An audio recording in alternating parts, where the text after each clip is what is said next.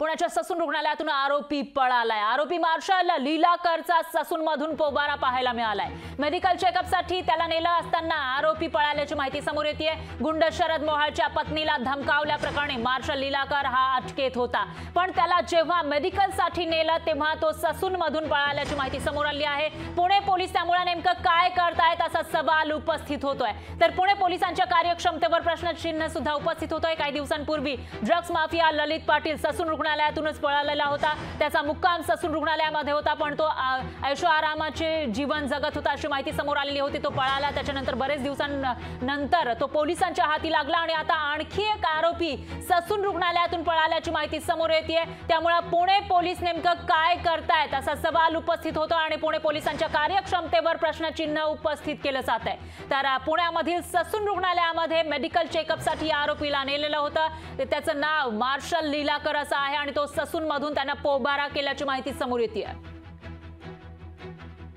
याविषयी अधिक माहितीसाठी आपले प्रतिनिधी चंद्रशेखर भांगे हे आपल्या सोबत थेट जोडले गेले आहेत। चंद्रशेखर, काय सांगाल? ससून रुग्णालयातून आणखी एक आरोपी पळालेला आहे, नेमका कसा पळाला तो?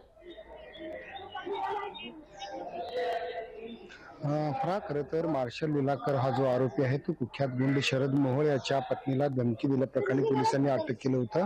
सायबर गुन्हे शाखेने त्याला अटक केली होती आणि खरं त्याला रुटीन चेकअपसाठी पुण्यातील ससून रुग्णालयात आणलं होतं आणि त्याच वेळेस हा जो मार्शल आहे त्यावेळेस पोलिसांच्या हातावर तुरी देऊन पळालेला आहे। खरं तर मार्शल लीलाकर जो आहे तो शरद मोहोळ याच्या पत्नीला सोशल माध्यमावरून वेगवेगळ्या पद्धतीने धमक्या देत होता। त्याचबरोबर आपण पाहिलं की शरद मोहोळ याची हत्या झाल्यानंतर त्यांची जी पत्नी आहे स्वाती मोळ याच्यावरती, या महिलेवरती तो मार्शल लीलाकर जो आहे तो त्यांना धमकी देत होता आणि या धमकी प्रकरणी पोलिसात गुन्हा दाखल करण्यात आला होता आणि या सगळ्या गुन्हा दाखल झाल्यानंतर मार्शलला अटक करण्यात आली होती आणि काही वेळापूर्वीच पुण्यातील ससून सर्वोपचार रुग्णालय जे आहे त्या ठिकाणाहून हा मार्शल लीलाकर जो आहे तो पळून गेलेला आहे। मार्शलला शोधण्यासाठी सध्या पुणे पोलिसांचे वेगवेगळे पथक जे आहेत ते वेगवेगळ्या भागामध्ये रवाना झालेले आहे।